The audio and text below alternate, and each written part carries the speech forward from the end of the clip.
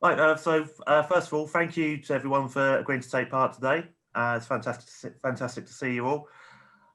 So we're getting together today to have a discussion around what are some of the barriers that men may face when accessing mental health support. This is forming part of Solent Mind's wider campaign for International Men's Day this year. It's the second year we're running the campaign. Reasons behind the campaign, why we decided this was important and a priority. It's quite simple. Obviously, as many of you probably may be well aware, looking at statistics nationally, there's a large disparity when it comes to the amount of men in this country who are taking their lives. The most recent statistics from 2019 show that men account for a third of all suicides in the UK. And other statistics from recent years have shown that suicide is, in fact, it's a leading cause of death for men in the UK under 50. And of course, we're just seeing men are accessing services and less than women, and are really kind of struggling to ask for help. So that's why we're kind of getting together to have a bit of a chat today and kind of see what we think. What are those barriers? How can they maybe be addressed? Why do those barriers exist? So to introduce myself, I'm Rob. I work for Solent Mind. I work as part of the community peer team in Portsmouth. I'll be co-facilitating this chat today.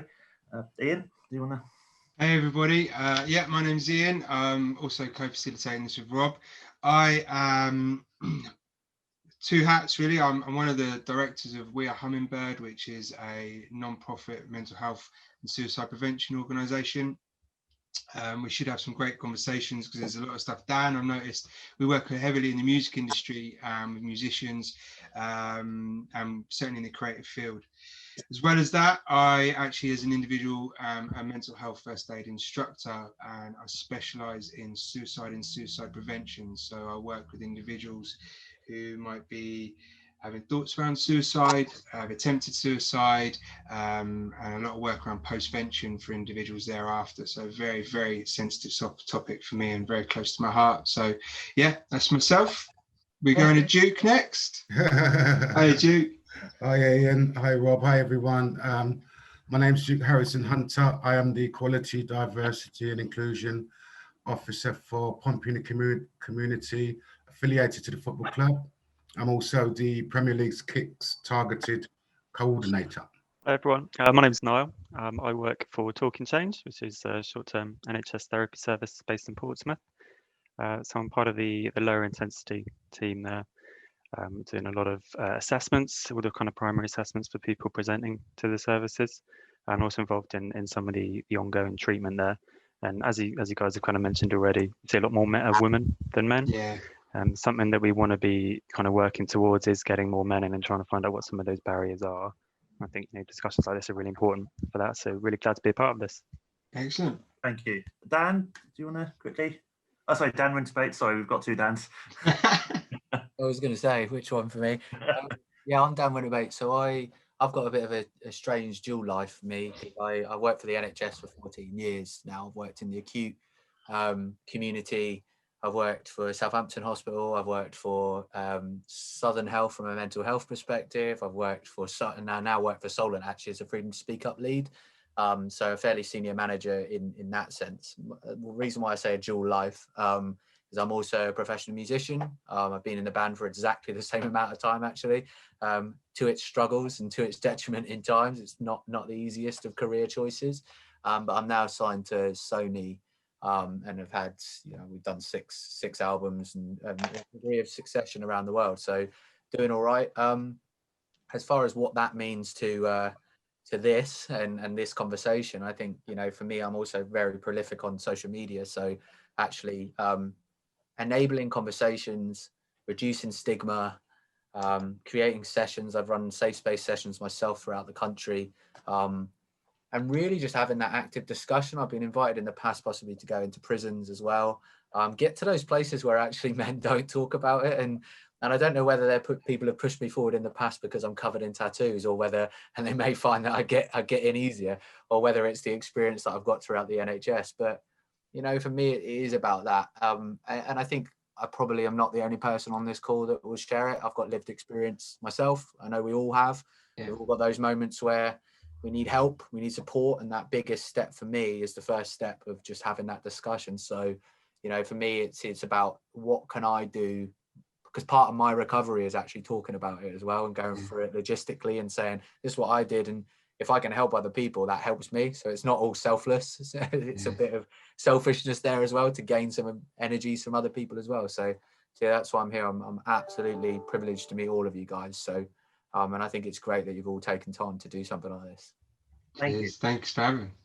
Thank you. So yeah, just going along next, Loyson. Hi, my name's Loyson O'Reilly. Work for Solent Mind as a peer support worker. And I was in the military for 10 years, left in 2010, got a fair bit of lived experience with mental health, which pushed me to work into it and try and help men. Nice one. Thanks, Lucian. Chris, do you want to go next? Hi, my name's Chris Reeves. I'm a Petty Officer Physical Trainer in the Royal Navy. About 12 weeks ago, I set a movement up called Win the Morning, Win the Day, which was originally on the South Coast in Stokes Bay. I listened to a podcast in Liverpool called the Legged Podcast. There's a guy in there called Mark Scano, who's an ex-MMA fighter, and he was doing a bit of a thing called a weight program. And he talked about dropping your ego, and, you know, if you see someone doing something that inspires you or you like, he said, go and talk to them. You know, what's the worst that can happen? Put your ego to one side. And I did. I contacted them, and I've actually become really close with Mark. And he's a real good guy doing some great stuff in Liverpool. He said, go for it. So set it out. My mate Dan Turner helped me set up. As being a PTI, I'm not the most technical gifted chaps.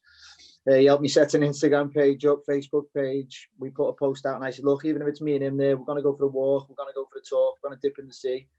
First week we had 60 people. Second week we had 110, and it's just grown from there. We've now got, I think we've got 11 establishments around the UK. We've got just one starting in Scotland on Monday as well, which is the first one in Scotland. There's also a guy in Geneva in Switzerland who's wanting to start one. And it's all about the actual saying of win the morning, win the day. And the reason I started it was I had a really poor lockdown. I was at home and working from home as a PT. You can't shout at your dogs to do circuits because they tend to just look at you a bit funny. So I had no job at home, and I was living on my own. I really struggled, drank too much, ate too much stuff, didn't fizz, and it really got me in a bad place. So the win the morning, win the day motto is about getting up, starting your day right.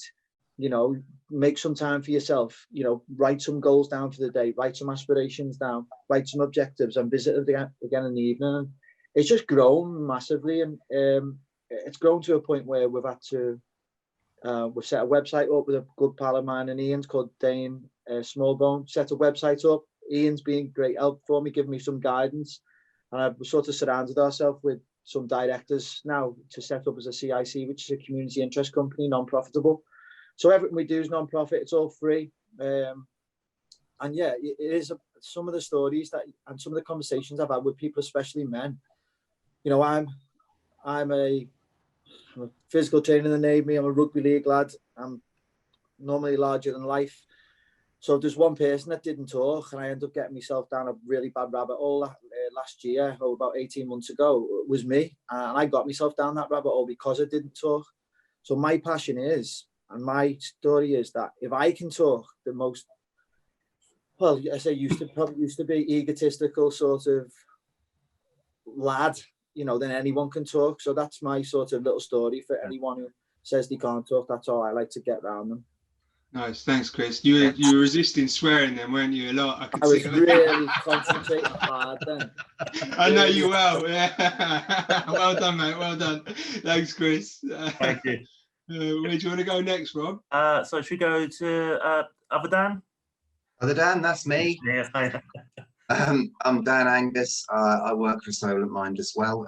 I have the privilege of managing our social enterprise, Mayfield Nurseries, where we provide horticultural therapy. And I think I bring to that role, you know, two things. You know, 20 odd years working in and out of third sector and charity organisations. but also 20 odd years of bipolar and disorder, anxiety, panic disorder, and chronic fatigue syndrome. So, and I think that those two things probably have some equal weight in informing how I conduct myself, how I work and how I respond to people that I work with. But yeah, that's me. Perfect. Yeah. Thanks, Dan. Lovely. Thank you. So last but not least by any means, so we've got John. Hi, John. Hiya. So John Wilderspin, I chair the Board of Trustees for Silent Mind. Before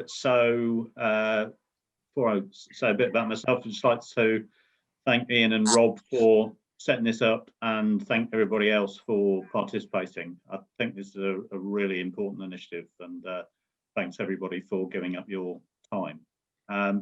So as I say, I chair the board of Silent Mind.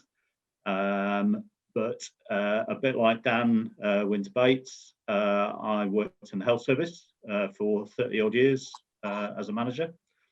So in a sense, I've seen mental health services from both the charity sector and the kind of NHS sector. But I've also got lived experience of mental ill health. And I'm really looking forward, I'm already inspired, we've only done the introductions. I'm really looking forward to hearing other people's experiences and what we can do together to reach out to other people who may not be feeling quite so confident about talking about their mental health. Thank you, everyone. So yeah, so that's the introductions done. So we'll get going with the chat proper. So I think kind of first question that we really wanted to kind of ask everyone today, and I look forward to hearing everyone's inputs. Do you think that if someone admits that they're struggling with their mental health, would that make people think differently about them? If so, why do we think that would make people feel think differently about them? What's the big one? The big one, yeah. Let's start going. Here we go. Yeah, going heavy. Go on then, Dan. Yeah, Dan. Yeah, more than happy to. You'll have to curb me off because I talk a lot anyway, so you'll have to edit me down, that's for sure. No, I think, like, for me, I think it's history, isn't it? I think, if you've got past history of people judging you in that way, then, it's reality then. There's the cruel thing about mental health in all aspects, whether it's depression, anxiety, bipolar, schizophrenia, any level of acuity when it comes to mental health. Actually, it's the fact that it makes you project, as well as it takes you from a form of reality and pushes you into another form of reality, because it is real. And I'm very against the terminology that it's not reality, because it's your individual reality. Chris mentioned something really poignant there right at the start of it, which I wrote down actually, Chris, because I might nick it, because I'm one of them as well, is around checking your ego at the door. Like, when you said that to me was like, that is part of it, is that conversation of being able to enable it, of being able to have that chat, being able to open that forum, open part of yourself. I do think people do think differently. I think it's out of fear, though. I think 99% of the time that people are unable or unwilling to talk about mental health with you, if you've come to them, is probably because they're scared of where that conversation is going to go. Whether that's vulnerabilities in themselves and scared that actually maybe I feel like that and maybe I'm suffering a little bit, or scared that they don't know the answer. And fundamentally, fact and foremost, we don't know the answer to a lot of the mental health issues that go on. We don't. We've got a good idea of how to manage physical symptoms and certainly be able to stop certain things. But actually, the rhyme and reason as to why things happen, the ability to get out of it, the ongoing treatment and when it will end, for a lot of people, we talk about lived experience. That's your lived experience for life. Yeah. You have that now. And, when I was diagnosed with chronic depression, GAD, that's something I've got on my shoulder, and it's about how you reduce the stigma around that conversation. So I think people are reluctant to come forward because of situations, but also it's about not reflecting badly on those people where it is hard, And I wouldn't suffer from anxiety. If someone came to me, you'll all recognize this thought, oh, don't worry about it, would have been my first go. If I was suffering, someone came to me and suffering depression, is, oh, why can't you just cheer up? Your life's great. They are the first and foremost things you go to. And, guys, we're a bit more flippant about it. We're a little less in inclined probably to delve into that conversation a little bit more, and probably more inclined to just shrug it off as, oh, my mate said he's all right, cool, he's all right. There's something that funny enough, I've just been talking about this morning around the word fix. So I don't like when it comes to mental illnesses and the word fix, it's something I actively avoid, because we try and fix, like you said, those statements, right? Someone comes to you with a problem, right? How do I fix it? Yeah, what do I need to do to fix? And I think when it comes to mental illnesses or poor mental health, this is what people struggle with. They can't, as a supported person, think, well, how do I make this better? How do we stop you feeling this way as quick as possible? How do we fix it? And like you said, you can't. You're always going to live with the experience. You're always going to live with the feeling that you've got it. And it's helping people, I think, understand that it isn't about achieving a fixed point where, oh, job done, off you go, pat on the back, see you again, have a good life. It's that ongoing thing that's always going to remain with people is a huge thing for me. Really, really big. I'm not going to assault anyone's intelligence here, because I'm not the brightest lad. Is a thing called unconscious bias. So everyone on this feed here, think of the first thing that comes into your head when you say Scouser. Don't say it.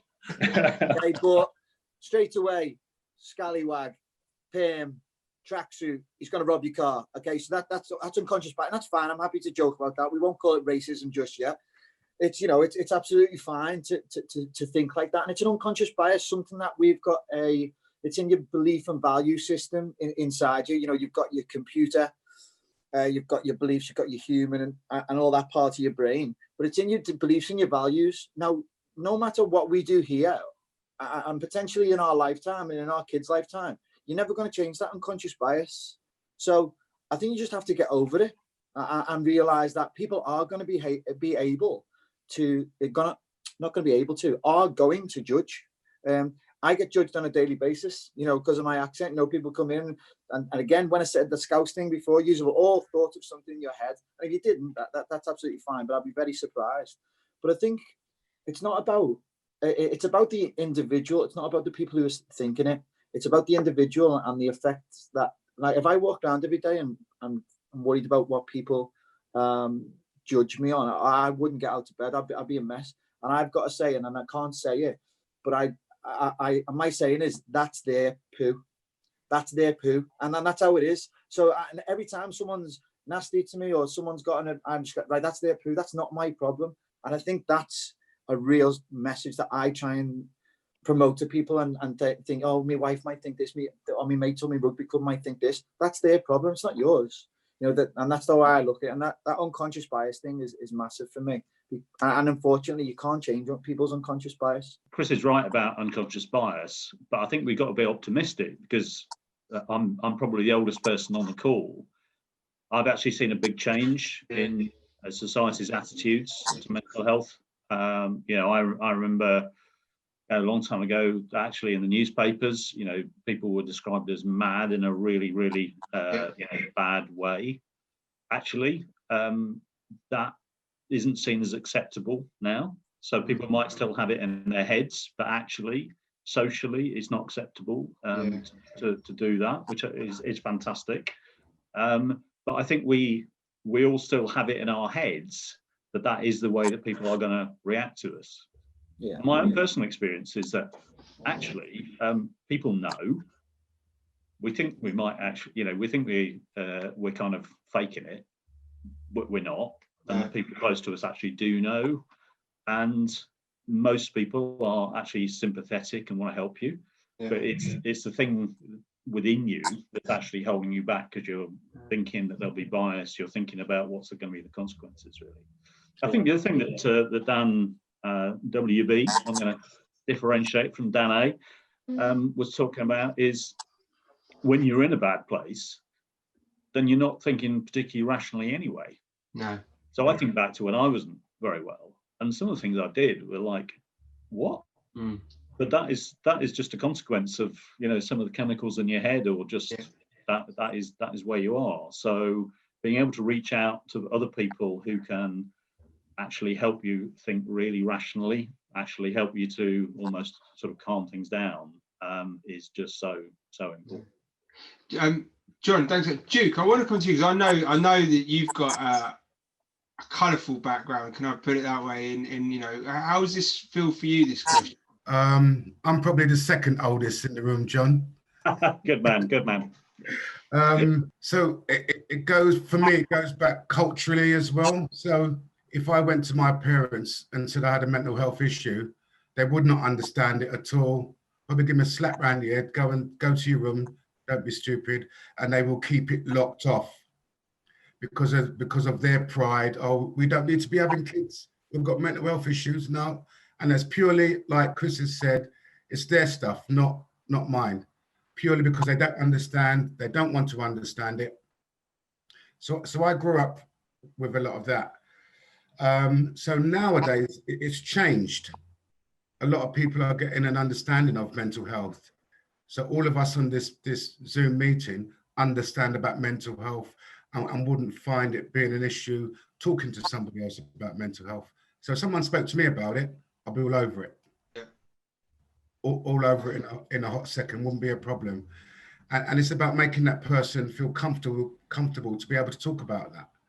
I'm not saying that I've got all the answers, but I'm gonna let them know that I'm there, because I was in addiction for 20 years, and that's where my mental health took me. I'm an ex-gang member of 20 years, and I spent a lot of my time.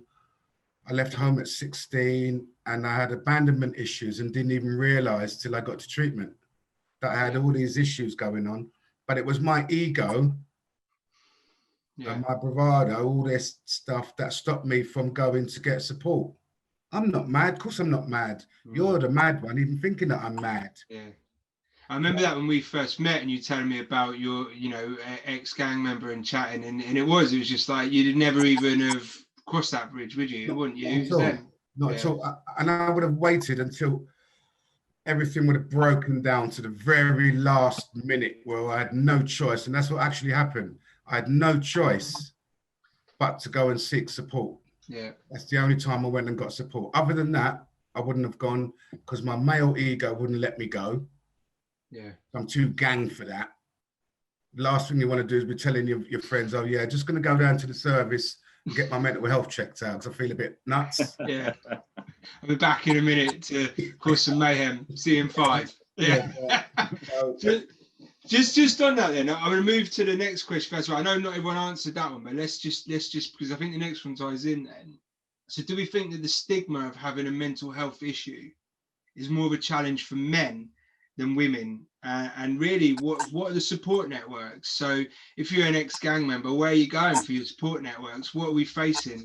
I don't know if Dan or Niall have any thoughts, or Loyson on those ones at all on that question. I mean, for me, I think, the issues, I think it is different for men and women. Although it's 2020 and we've moved forward as, humanity's moved forward, women are still able to talk to each other about their problems. No matter what they are, they can phone their girlfriends and they can have a chat. I think as men, we can still be stubborn. It's our own egos, and we still have that fear of rejection. We don't want to show weakness to anybody in our peer group. We worry that, if we show a sign of weakness, we're either going to be humiliated for it, or the banter's going to get too much. People are going to take the mick out of us, or people aren't going to understand, and they're not going to want to associate with us. I know when I was in the army, especially in the infantry, Chris, you'll be the same as a Navy lad. You drink a lot, you party a lot, that's your life. When you start having issues and you try to talk to your friends, it's, let's go down the pub and we'll have a pint and we'll talk about it. Before you know it, you've just got drunk. Yeah. You haven't talked about it, and you more than likely have ended up in a scrap or something else, and the issue doesn't get resolved. You do that a couple of times, people start thinking, yeah, I don't want to go out with that guy. Yeah. Every time we go out, there's drama.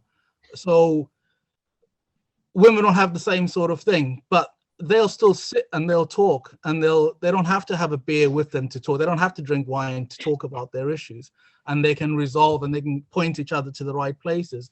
I think as men, we struggle to do that. So we have that inherent fear of being rejected or being perceived as weak because we've got a problem that we want to discuss. I think it depends on the peer group that you're in, the social structure that you grew up in. I think for people from a BAME minority, like Jig said, if you go and talk to your peers and tell them you've got issues with your mental health, there's so much ignorance and misconceptions about mental health that they'd rather not talk about it because no one, they don't want to show themselves as ignorant about it. So they'll pretend that there's nothing wrong. And I think, you know, as men, that's where we fail each other, whereas women can discuss these things. I'm not saying it's the same for all women, but they have a better chance of helping each other, whereas we would just suffer in silence because we'd rather not say anything. Can I ask something quick to everyone? Just so it's playing when we're talking about this. I feel, so we've all sat here, 9 of us on the screen, all with different degrees of lived experience, all being vocal about it right now. I kind of feel in my life now like I'm winning, because I now have these conversations and I now feel so much better for them. Like Chris, you know, when me and you have chats, or when me, you and other mates of ours, we have chats, we've kind of had to go through that period of engaging, and it's like opening the window and suddenly realizing that it's so much better once you do that. And it's like, the conversations are richer, and it's just that first step of knocking down the wall and talking, engaging. It's like, oh God, I wish I'd done this years ago. Right? Can I just add to that, Ian? I've never thought of it like this until I heard Loyson. I hope I've said that name right. Yeah, there you have. I beg your pardon. I've never thought of it like this. I've just written it down. When we're talking about males and how we're different to females, I think, and I'm happy to have this discussion, I think naturally females mature a lot sooner than males. Yeah. And I think, well, I'm definitely still not mature, so, and I'm 37, I'm a dad. You know, and I think what that means is when you develop habits, and when you develop values and belief systems, if your value and belief system in your 20s is lad, or not even a lad, I'm saying lad because I suppose that's where I've been. Even if you're not a lad, even if you just study and you just be a decent bloke, you're still not talking. Because women build that repetition, habit, value and belief system of talking through the 20s. Yeah. Guess what? They're probably happier in the 30s. Now, I'm using these numbers, 20s, 30s. I'm just throwing it out there because that's personally my journey. But I think that the more I think about it, it's probably right. I think I probably haven't developed myself until my 30s. I've read books. I've read the odd biography and stuff like that. I haven't gone away and I've done courses. It doesn't matter what courses I've done, but I haven't gone away and developed myself to my 30s. And I think that's probably because it's become habitual for women to talk, have that process of having that peer group. And because it's become habitual of men in the 20s not to have that, guess what? In the 30s, it's like if you never train, and then all of a sudden you're in the 30s and you're 40 stone, you're not going to start training. Or you might do, but realistically, without the habit, you're not going to do it. And I've got written down here, if we have the same process, we have the same outcome. And I love that saying, and I say it's in so many veins of life. And people say to me about fitness, oh, I'm doing my best, I'm doing this. And I'm like, well, you're obviously doing something wrong. And it's the same with talking. Oh, I keep breaking down. It's because you've got the same process, you have the same outcome. Maybe that's what it is. Maybe it's the maturity thing, and maybe it's because we're not doing it earlier on in our life. I think part of it is all of us here when we were growing up, and we've all done it to young boys and stuff. We were all told, "Boy, little boys don't cry. Daddy soldier doesn't cry," and you have that constantly ingrained into you. You build up. We people think it's building up resilience or whatever, but I think in a way men tend to handicap themselves, and like you said, Chris, it takes us a longer time to mature. My views on mental health have changed drastically from when I was 16, 17 years old to now being 40 years old. Life experience has made a lot of that change, but it's also knowledge of mental health that makes me understand things better. So I think if we normalize the conversation with mental health, with lads or guys being able to talk to each other, we'll be able to do these things.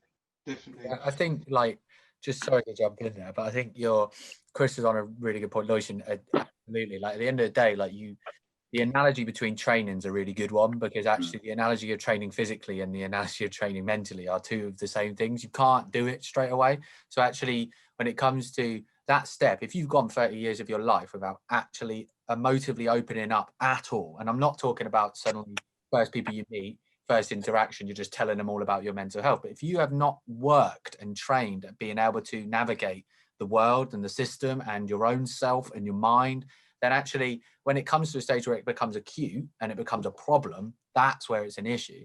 But in regards to the first question between men and women, like, yes, everything that everyone said is absolutely right. You know, actually, emotively, women are mature a lot quicker because of their social networks and how they work. But also, if you think in parallel, the construct of mental health in the years, you know, John, you touched on it before, like where we're learning about mental health, women were done onto and continue in society in places to be done onto. But actually, if you think about the misogynistic world and how it's been constructed, it's only what, 25 years ago that women were put in asylums with hysteria because they had postnatal depression. Like, you know, and were put in asylums because they were hysterical and they're women and they're emotive, and actually that what that's doing along the way is the positive effect of an inherently negative thing is that as a society they're learning more about actually you know when we talk about the equalities between men and women, actually they've had to fight harder probably to in places to almost be able to be understood as that's the feeling that I'm having, this is the issues that I'm having. Whereas as men in the hierarchies of privilege, and we go through that diversity and inclusivity hierarchies of privilege, have gone along here and then suddenly gone, wait a minute, all that richness and goodness that we could have had back there learning, we haven't done it. So now we're all sat there going, and I was thinking as we were talking about, like, we talk about anxiety now, talk about depression, rarely talk about bipolar, but it's starting to rear its head. The ones that we don't are those weakness vulnerable, when we talk about vulnerability, are things like eating disorders. A prolific eating disorder when I was a kid, absolutely horrific anorexia, and me coming out and being like, oh yeah, I starve myself because I've got weird body images and I've got body dysmorphia. Would I have talked to my lad friends about that? Nah, not at all. Not a chance in hell. And would I talk to them about it now? Who knows? Like, still one of those subjects, you know. It is definitely, it's a strange one, isn't it? It's and again, then, I mean, I'm keen to hear like Dan, Angus, and Noel thoughts on this, but maybe that's the one there. Support networks, for example, for men with eating disorder. Where would someone even turn to? Where would you even go for that? What's the, you know, are we transparent enough as a you know, as a country to let men know where to go for this? Again, let me jump in if I can. I just if I can just follow on a little bit from that conversation and bring it to that point. I was just reflecting that conversations are becoming more open amongst men and more generally. And I was just thinking about myself, thinking I can say to you, I've got bipolar disorder, and I can tell you all about that as if it's coming from a medical dictionary. What I don't have the vocabulary to do is tell you how I feel at any given moment in time. So, you know, I suffer with anxiety. I've never learned the right words or the right ways of expressing what that actually feels like, and to be able to say, and I need this in order to feel better. And I still, to this day, I still don't have that. So I can talk very matter of fact about it. And, you know, mental health, it's my day-to-day bread and butter. You know, I can talk about mental health till the cows come home, but not about how I actually feel or anything that feels like a meaningful connection. Why do you think that is, Dan? Any thoughts? I think it's following on from this business of like Chris originally pointed out. You know, we didn't learn it. We didn't learn it when we were kids. We haven't learned it as teenagers. We haven't practiced it in our 20s. We haven't refined it in our 30s. I've never done it. So now in my 40s, you know, I just don't think I'd have to go back to school and learn about it. You know, I try and find the techniques of being able to do that. And so I think that makes, although you can have conversations, and conversations I've had with male friends and things like that, you know, they've been quite understanding and accepting of the thing. I haven't really given them anything of me, what's actually how I actually feel. And I think, sort of coming on to what you say, how do you get support? How do you access support? What support's out there?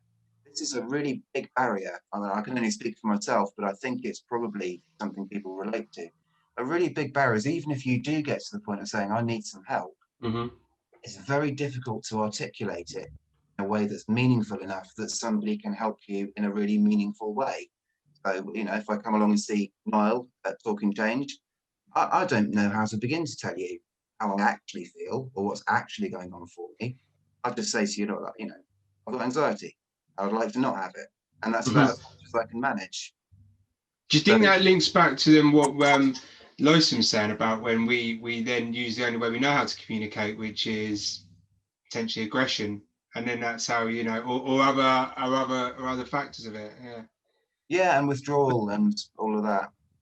I'm in on that from my perspective in doing assessments on a lot of men in Portsmouth, and kind of come back to a few of the things you guys have been saying there. And that's absolutely what we see quite a lot, Dan, is people coming in and they're clearly going through a really hard time, but actually they just don't know how to tell you. You know, anxiety tends to be what people describe it as, but actually looking more at what they're presenting with, you would say, no, actually that's depression. You know, you're talking about withdrawing, you're talking about being irritable with people, you're talking about not being happy. But we don't, because we haven't had those conversations growing up necessarily, we don't know what to label as what. And another one that does come out, which I think you just mentioned there as well, Ian, is anger. Anger is a very easy emotion to label. We all know what angry looks like. We all know what angry feels like, and we know how it's presented. But if you've constantly been told, or you've constantly believed in yourself that I shouldn't show sadness, you're going to push those feelings away. And if you push them away, they don't go anywhere. You know, they don't disappear. They just kind of bubble under the surface. And then when you get things that come up in your life that are difficult, it's going to come out in a different way. And it's going to come out in a way that you think is potentially more suitable, which might be being aggressive with people, might be withdrawing, or as you said as well, Lois, and it might be that you try and actually address it in a way that you think is going to help. You try and open up to people. And the response is that people don't know what to do with that. And they just say, oh, just come down the pub, let's have a drink. And then you suddenly have in your hand a different coping mechanism to get rid of those feelings. And after a few of them, like you say, that aggression might come out even worse. Alcohol, if it is used, and drugs, which tends to be a lot more in men, actually depressants in themselves. Yeah. A lot of danger with that as well, with impulsivity, in terms of suicide prevention, as you know, I'm sure you do a lot of that within your work. And there's a lot of kind of difficulties here. And I think I want to touch back on some of the things some of you guys have said earlier as well. Actually, in the concept of strength, you know, in a male identity, we're kind of you're strong. You know, you're kind of breadwinner if you're a family man. Otherwise, you're just kind of, you know, macho guy. But when you kind of look at how you define strength, if you're defining strength as not having any weaknesses or not having any flaws, then that's a really, really problematic way of defining it, because no one has no flaws. And if you're constantly pushing away anything that might be a flaw, then you're not dealing with that until it gets to this point where it bubbles over, and suddenly you've got all of these different things you don't know how to deal with. And I think another thing that comes into this as well is, I think you mentioned it earlier, Ian, it's about a fix, looking for a fix. Men are quite kind of hands-on generally. You know, you kind of go to a man to solve problems, you know, things around the house or whatever. And if part of identity is that I've got this problem, I need a solution, it's not the case with mental health. As someone said, everything's subjective. You know, my reality of depression is very different from your reality of depression. Likewise with anxiety, and it is something that you just have. The big thing that we kind of say in therapy is that it's not about having that cure. It's not about fixing it. It's about learning to recognize it and learning to manage it, and it's about keeping that up over time. And time again, people will come back to us because they got better through a course of therapy. It really helped them. They learned how to help themselves, but then they thought it was fixed. And that therapy just got sidelined. It got lost. It got kind of thrown in the bin. And 2, 3, 4 years later, they come back with a very similar thing. But because it's come back, there's now an even stronger belief that I'm not going to get better. There isn't going to be a fix. And what's the other thing I said was I wanted to say was, I can't remember who said it, but about how much it helps to have these conversations. And, you know, coming back to the difference between men and women, I think the fact that women do generally kind of talk more and about more kind of meaty topics, I guess, gives them that vocabulary. You know, you get to learn actually, oh, I'm feeling this as well, and then how someone else describes it. You kind of take that on board, and you can start to build up that vocabulary more. And I think kind of touching back to that first question as well, and about how people respond, I think it can build certainly a level of trust and a level of openness. You know, it's not just negative. People don't just respond to mental health and thinking, what do I do with this? I'm overwhelmed. There's also actually someone having that kind of trust in you and feeling that closeness to you that they feel like they can tell you. what's going on, what the kind of Yeah. hardest thing that they're sitting on Yeah. is. And I think that I can't remember who said it, but someone saying actually in your 30s, you know, having these conversations makes you suddenly have these opening the windows Yeah. to what relationships can be. I think it's a really important thing, and I think that the stigma against men is not to do that. And the support networks are things like pubs, or you know, things like just going to watch football, or you know, whatever. These kind of things where the attention's not on the conversation, the attention's on something else, and you're just kind of talking about that in Yeah. that situation. And when you look kind of professionally as well, the support networks for men are much reduced as well. A big one I've come across is postnatally. Yeah. You know, when a couple have a child, the midwife will come around and the health visitors will come around and they ask how the mum is, how's the mum feeling, how's the baby. And the dad is going through huge upheaval in their life. You know, you change your relationship to your wife, you change in your work environment, you only get a couple of weeks off paternity, and that has a massive effect on your mental health. But you hear a lot of the time that the health visitors and the midwives don't actually ask how the guy's feeling, and that kind of makes you think, oh, maybe it's not important how I'm feeling. So kind of next question we maybe want to just kind of have a look at was what pressures do we think there are around male body image? Now, I mean, we say kind of body image, but obviously, or just kind of say like the male image in general, maybe. I think there's been a few times throughout the conversations people have touched on it. I know for myself personally, as someone who's not a small person, I'm about 6'4". I look like I should play rugby, although I've never played the game in my life. There are kind of sometimes people might see me in the street and they have certain preconceptions about me. That, oh, you know, that's a big, strong-looking person, and then they might find it quite jarring when I then like talk about, well, actually, I feel really weak and insecure right now. I struggle with depression. I hate the way I look personally, and I know it's, as men, that seems to be something I've always found that seems something quite unnatural for me to say as a man. Yeah. So I just wondering if anyone else wanted to jump in on that question. I think a lot of it's through. I think we can all think back for if everyone who was fortunate to have a dad. Your dad was out, he's working, he come in. My dad was on the building game. You know, he had hands like shovels, and your mum was at home cooking and cleaning. You know, that I'm not talking for everyone here, but I think a lot of us in the age groups that we got, that's how we were brought up, and that's how our generation and above us have all been brought up. You know, my mum never worked until she had to, and I think that's where it stems. You know, when you talk about your belief and your value systems, I also think that obviously with the testosterone levels of men, you know, we've got a slightly higher testosterone level, so that is, I think, what leads to, and I use myself as an example. I think, you know, Rob was just saying there, you know, I'm a big lad, I look like I should play rugby, but I don't, you know, and that might develop an insecurity. I'm the opposite. I'm 5'7", and I don't know, I think, Ian, you've probably seen me play. Yeah, you have seen me play rugby. You know, I've got massive small man syndrome.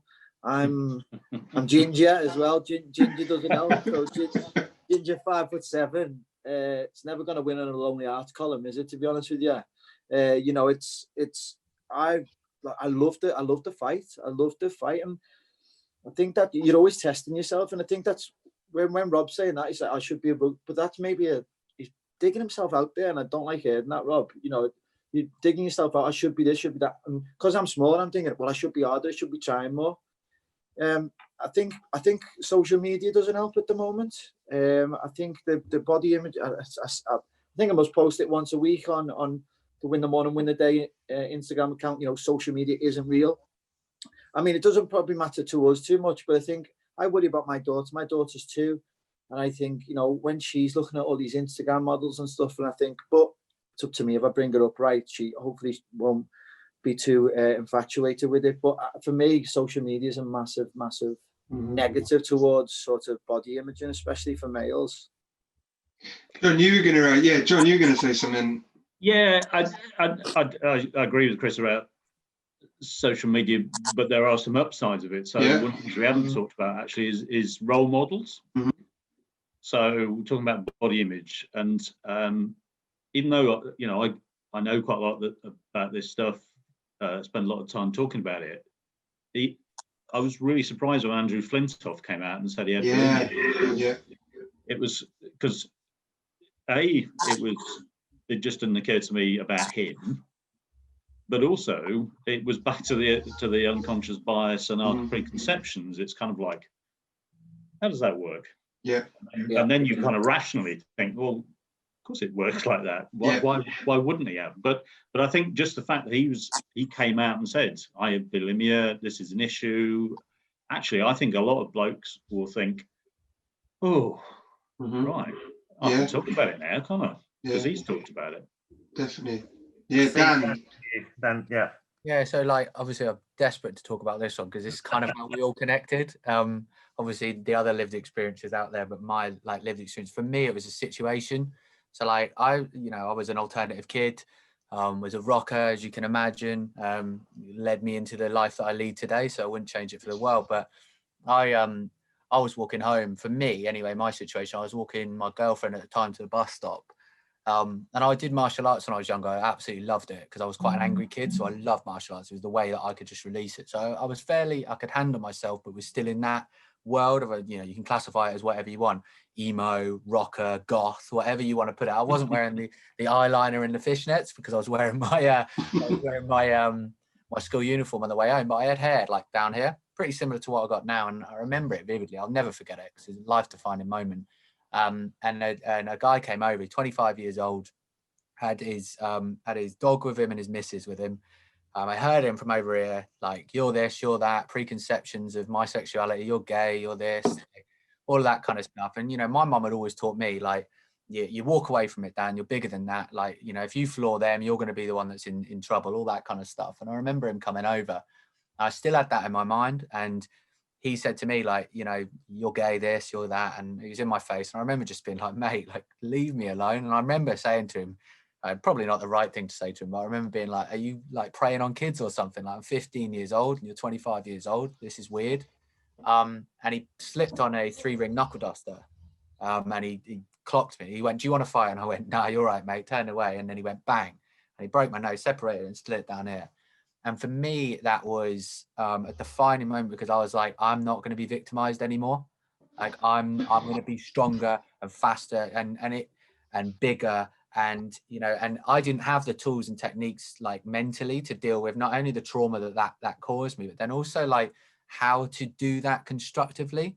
Because actually the premise of being like, I'm going to be confident, I'm going to be not a victim anymore and working out or whatever that may be. I didn't have the concept. So my anorexia and my body image sent into, well, I'm obviously skinnier than I should be.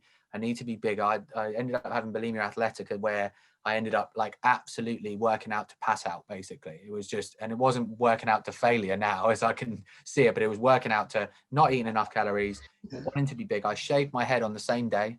I literally went home, broken nose, shaved my head. So I was like, I'm not going to be a victim anymore. And it really pushed me into this like, and you know what? I see it sometimes as a positive. I'm not seeing it as my attitude. Yeah. You see it as a defining moment where I realize wrong and right, and I realize victimization, and I realize understanding me and trauma and stuff like that. And there was another part of it as well of like preconceptions. Like, Rob, you did it, and Chris was kind of right to like call you out on it almost and be like, stop digging yourself out. Be confident in that. And like, I've had it my entire life. Like I'm in a band. It lends me an opportunity to have tattoos all over my body, look the way I do. And I did exactly the same thing, actually. I'll call myself out at the start of this call. I said, but for me, like people perceive what I am. And I also have a perception myself. So I try and overcompensate in my career in the NHS. And I'm talking NHS now. I've had visible tattoos. When I grew up, it was like, if you have a visible tattoo, you can never get a job.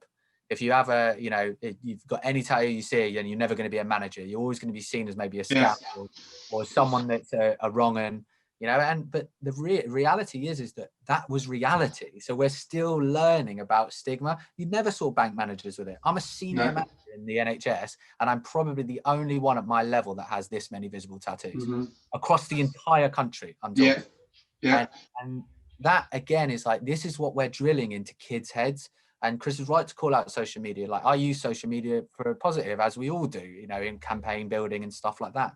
But this preconception of like reality versus, this fake world that we create is that I could put up a picture of me with my tattoos in my house and go, yeah, it's all fine. Look at me, get tattoos. It's all wonderful. And create this false perception that that's all right. But it's not, like, because actually the struggle that we go through, and you know, any element of diversity and inclusivity, you can call that, you know, whether it's race, sexuality, learning difficulties, disability, you could put them all in that bracket and go, we can always create this false perception based on reality. And for me, it was a massive turning point to me. And actually, probably some of my visible tattoos are from that situation I go back to, of being like, I walk into a room, and I'll never forget it. And this is the last thing I'll probably say on it. But I'll never forget walking into a room, being an operations manager across the whole of Pan Hampshire. And so I had a really, really high powered job. Walked in, I met a member of the clinical commissioning group. And I went to shake her hand, and I had a t-shirt on, it was really, really warm, much like this. I went to shake her hand, and she flinched, and she moved back from me. And then she asked me if I was there to fix the IT that they were doing. And then she was scrabbling around in her head because she realized I was like, no. And then she went, oh, wait, no, do you work for the conference, you know, the host? Are you here to like deliver the food and stuff? And I was like, well, I know what you're trying to do here. The operations manager that you've organized to meet, but it was just, you know, and I think, Chris, you mentioned it before about like the unconscious bias. Like when unconscious bias becomes malice, that's why we need to like challenge it. We also need to also challenge culture and appropriateness and understanding. But there is an element of going, like, I didn't sit there and went, oh man, like I should get rid of all my tattoos. I sat there and went, that's your problem. And I can challenge that as well and say, you know what, I could have sat there in that day and gone, you're unconscious bias towards me, and you're, you know, profiling me because of the way I look. But I sat there and I had a laugh with her, and I said to her, like, you thought I was this, didn't you? And then it was just that education of like not having conflict and just educating. It's tough. And there's a guy that I do work with. He's a mental health advocate as well, and he does a lot of positive stuff on social media.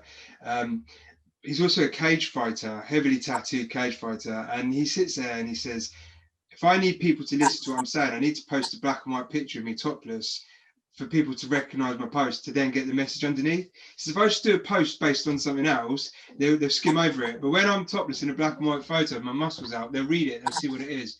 It's like a sad state of affairs, but that's what I need to do to catch people's attention. How about in terms of the male body image is something, and we moved slightly image, the actual definition of a diet, so to speak, and this is something I've learned about myself over the years, over the last couple of years probably, and I've said this a few times and I'll say it now. I've come to realize that I have an eating disorder to this day, and I've had it for a number of years, and it's an interesting one because I've kind of just accepted it for being what it is. So Duke, for example, there'd be times when I'd come and meet you at Portsmouth Football Club and you'd offer me a biscuit. I can remember these vividly, and I'd be like, no, because for me to take a biscuit off a plate of a cup of tea is a huge issue. Huge issue for me to eat a biscuit because of what that's going to do to my body image, what that's going to do, what that effect's going to have on me. And for years and years, I just accepted that you're watching your diet, or you're being sensible of what you eat. But actually what I've come to realize is it dictates my life. It dictates my life by just having a biscuit or 2 biscuits, 3 biscuits, you know? And I think this is what men, you know, that's a big thing for me to overcome and understand, and you know, it's something to work on. But I think we've come to a point where we just accept, you know, food shouldn't be the driver of your life. It shouldn't be the thing that dictates pretty much every waking minute of your day. Can I have a biscuit? Can I not? If I have that biscuit, what have I got to do to overcome that biscuit? You know, that's a big thing that I think men are starting to try and I can't go into a restaurant and order a massive burger, wedge of chips. That is unheard of. Wouldn't happen. You know? But what do you think about that then, guys, about diet? So I'll say, obviously I work in the fitness industry. Yeah. So my constant thing I say to people is go and have a burger, go and have McDonald's, but don't have 3 a day. It's all good in moderation. Just 2 things from that. Firstly, Duke, if I come down to Pompey, I love biscuits. So make sure I'm with you. Yeah. Mine's a chocolate. Yeah. Digested would be lovely. And secondly, Ian, it just made me really want a biscuit when you kept saying that. But in all seriousness, I say to everyone, I was listening really close to what you said. Then you were saying, "Oh, I can't." You can. You can, Yeah, because, of course I can. Yeah, and it's not sort of risk reward. You know, it's about. There's a guy on social media who's really quiet. He splits opinions. A guy called James Smith, who's an English lad living out in Bondi. He's a PT. He's very, very, very switched on, and he gives a lot of people stick about, you know, these shakes, these tablets, all these things that people are selling. But he just cuts to the chase and he just says, get a calorie deficit. He's, you know, if you're gonna have that burger, okay, make sure you work out. Or if you're gonna have a burger, don't have another one for another 3 days, because and it is literally that simple. Now I pull what hair I haven't got out my head weekly with young lads and young girls who say I don't know what to eat, and I say, well, that's actually incorrect. We all know what to eat. We all know. It's like if your dog's put weight on, do you put a load of shakes in them and tablets and say, right, we're going to go for a massive... No, you just walk them a little bit more. And that's all I say to people. Just get out. Just walk a little bit more. Just walk a little bit more. And what's key to interrupt, so good? What's key to point out on here, though, is from a PT perspective, from a weight loss perspective, that's the approach. But from a mental illness side and an eating disorder, it's about the control. It's about the fact that I control... I've got sole control over what goes in my body, and that's what it is for me. It's not about if I do that, I need to counterbalance it with exercise. I understand that and I get that if I want to lose weight, you have a calorie deficit, but it's the control factor, the internal battle that my brain has around the control element, and that's the thing that I think men, because they don't realize it's about a control thing, because we just see eating as you eat, you sustain, you want to eat less, then you get fitter, blah, blah, blah. You know, yesterday I finished the training sessions. When I go and train the guys in the Navy, I take bickies. And when I finished this, I put bicky in my mouth. As soon as it hit my mouth, I'd lost control of the situation. It's a hard thing to explain. I'd lost it. It was gone. I ended up saying to them, I was like, guys, take these biscuits. And they're like, do you not want them? I was like, nah, you've got to take them. You've got to take them. Because what would have happened is they'd have stayed with me in my car, and there'd been all kinds of control trouble going on. It's a hard thing to try and explain, but it's that feeling of being completely out of control of a situation, because I know there's bickies there. It's a bizarre thing, and I think that's the thing around eating disorders, that maybe women start to talk about it more and understand, but there's lots of men that will experience similar situations, that loss of control. I've heard a couple of people now, Dan Angus said it, you've said it, and I think a couple of other people said it, is it's a really hard thing, I can't explain it. Oh, I just couldn't explain. I couldn't say. I don't actually explain that. But that's fine, because if anyone done any NLP, neuro-linguistic programming, I done a diploma in it a few years ago, and the biggest thing I reckon I say it twice a day is everyone's got their own map of the world, and you should respect it. And it's just so powerful. And it's like, you know what, Dan? If you can't explain that, that's absolutely fine. But if you can annotate it somewhere in your own head and make sense of it, then great. And if Ian, you can't put that across the Bicky thing to, like, someone in this group might go, I get that, Ian. Yeah. I get that. And that's fine, because you've got a little map of the world that on that particular piece, you get it. Now, I personally don't. I don't know, that's fine, but I'm sure there's lots of stuff I'll say is fine. And I think when we talk about, is this anxiety, is this depression, is it bipolar? Actually, who cares? Who actually cares? Okay, we do need to signpost. We need to signpost to say, we need to give you CBT, medication, speak it to the NHS prescribers and see which avenue. But actually, it's not, anxiety is not one thing. So your anxiety might be totally different to mine, or that person. Totally. So I think we need to take a little step back and go, everyone's got their own map of the world, and just respect it and just go. And if they can't annotate it to you, okay, cool. But as long as they've got the coping mechanisms and the triggers, I use the word triggers a lot. And I take this back to a fitness side. So if we say we're all going to go to the gym for the next 6 months, okay, if we just do chest for 6 months, right, we just do chest, we're going to have this massive chest, probably half decent shoulders, smaller arms, and these little legs like that. So you'll look like an upside down triangle. You'll be like this, these little legs.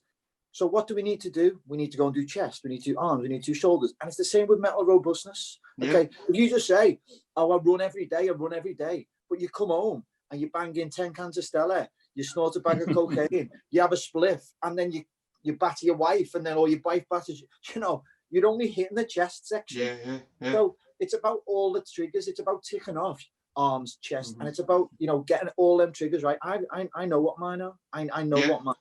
You know, and it's about understanding yourself for me. Sorry, I went on a bit there. No, Dan, are you going to say something? Yeah, it's slightly different, and I agree with everything you said about actually building that mental robustness. For me as well, though, there's the dysmorphic part of eating disorders, because there's eating relationships, and you know, and perhaps Ian, you know, that's it. The control factor, the worry factor, the anxiety factor, but the dysmorphia is an odd one, and it's really akin to is like addiction and stuff like that. And I'm very aware I'm someone that is probably got quite an addictive personality, as you can imagine, looking at me.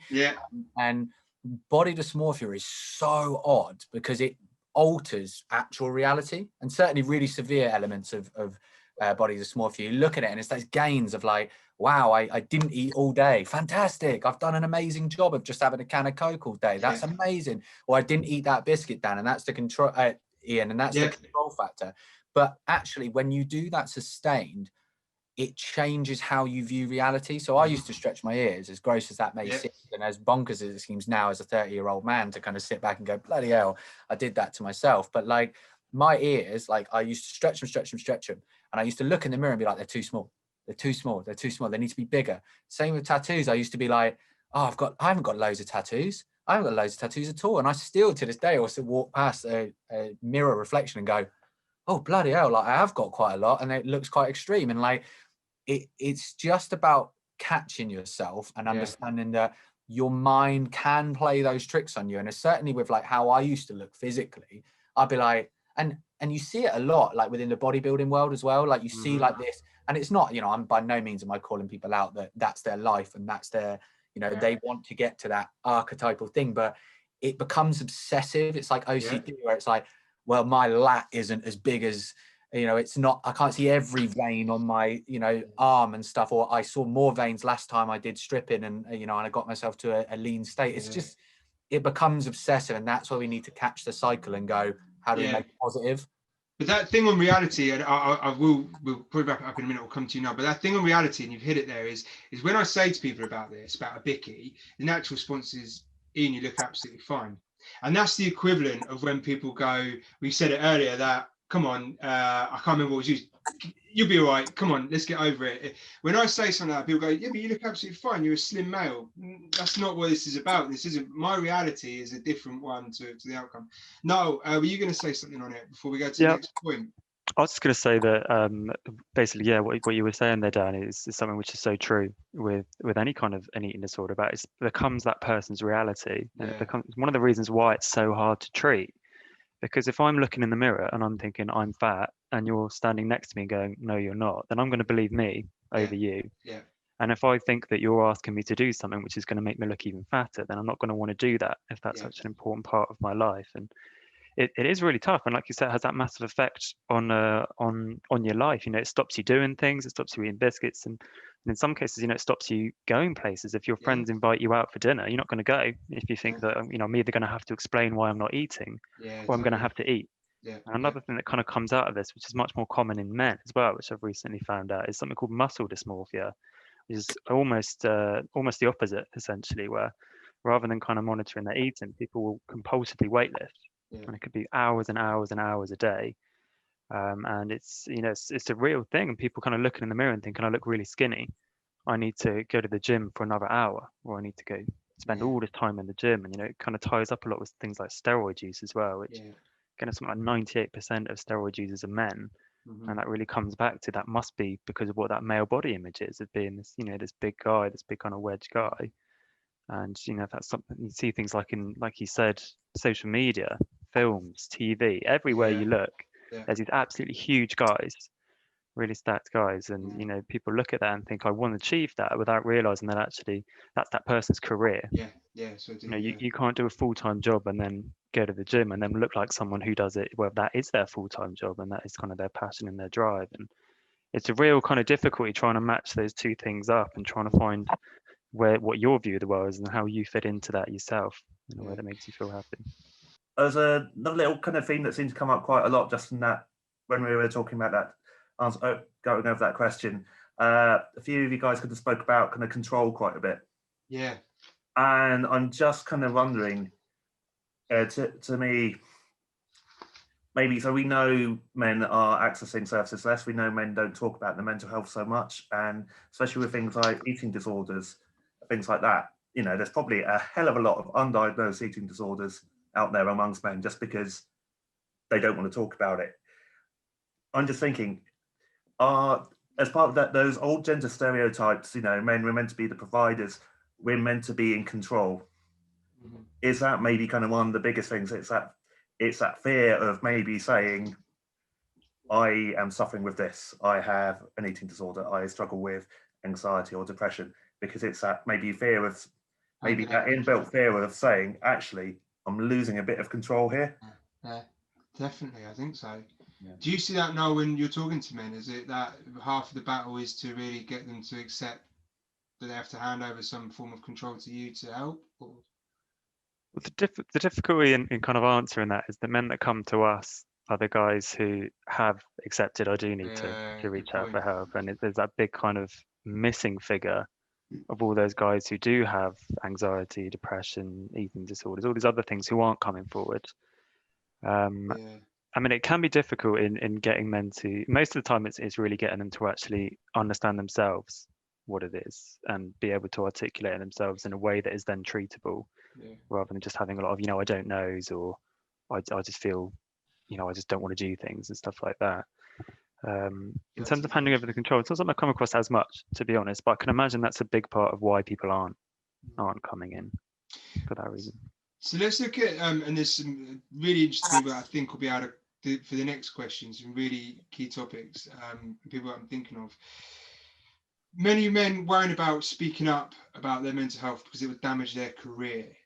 Big one for me. And I'm looking at a few people that I think will be able to, are in industries, organisations where it is difficult to speak up about this because of the stigma that goes with it. Anyone's thoughts on that? John, yeah? I mean, to be fair, I think probably in the past, the answer would have been yes, it was. Yeah. So there, it's kind of inbuilt. I mean, a lot of what we've been talking about is we have these kind of inbuilt images of what's going to happen. Mm-hmm. The whole thing about control, I think, is a big part of that.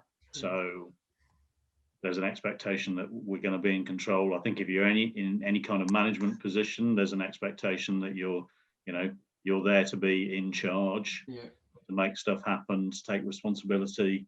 If it goes wrong, it's your fault. All of those kind of unconscious biases. The position, not strong enough for the position. All of the above. All of the above. And then so that just further dampens down your ability to actually say, I think I've got a bit of a problem and I need some help. Yeah. So even if the reality is completely different, is that's the mental image. Duke, in the football world, I'm started thinking now, I could probably think of Danny Wallace. Is it Danny Wallace? I've forgotten his name. But maybe 2 or 3 footballers that have outwardly spoke about experiencing poor mental health. I know Steven Gerrard did. He said playing football's easy. It's the mental health side that goes with it. That's the problem. Not many. Same way in that there's no outwardly homosexual men in the football league across 92 clubs, which is pretty hard to believe. So, does this play a part on men speaking out? It plays a big part in the men's game. Now, I'm in the process now of trying to get chaplaincy for the women's game within football. So I'm working on that at the moment because the girls team are more open to talk about their mental health within football, but the men, there's a massive stigma around it because it's the fear around, well, will I get the support that I'm looking for? Yeah. Will this damage my career if I speak up? Will I ever play football again? Or will I actually make a difference? Yeah. So it's finding which one is going to work for you and maybe taking that risk, because a lot of our coaches older men who, I mean, I had this discussion yesterday on another Zoom around LGBTQ stuff. So a lot of our coaches nowadays in football don't have the mental health awareness. So if a player, male or female, has a bad game, that's all he's worried about. You've had a bad game, you played rubbish, rah, rah, rah, and that player gets benched for the next game. Not even asking the player if they're okay. Yeah. Yeah. Or trying to find out what's going on for them. Could be something going on at home. Yeah. I think there's that stigma with that in football, and a lot of our guys keep that close because they're thinking more about their careers. If you're up Premier League, super rich, maybe can afford to maybe not play football for the rest of your life, might take a chance. Yeah. You know There's what I mean? also, is there an element of the crowd as well being on their back? You know, the element of you open up, you're going to get it from the opposing crowd. Yeah, and it's that element as well, Ian. It's whether that player can take that stigma, take that chanting. Yeah, because that's going to come. Yeah, that's going to be there, isn't it? I mean, even if you're a black player, yeah, the amount of stick that you take as a black player in today's game is unreal, and that player has to carry that.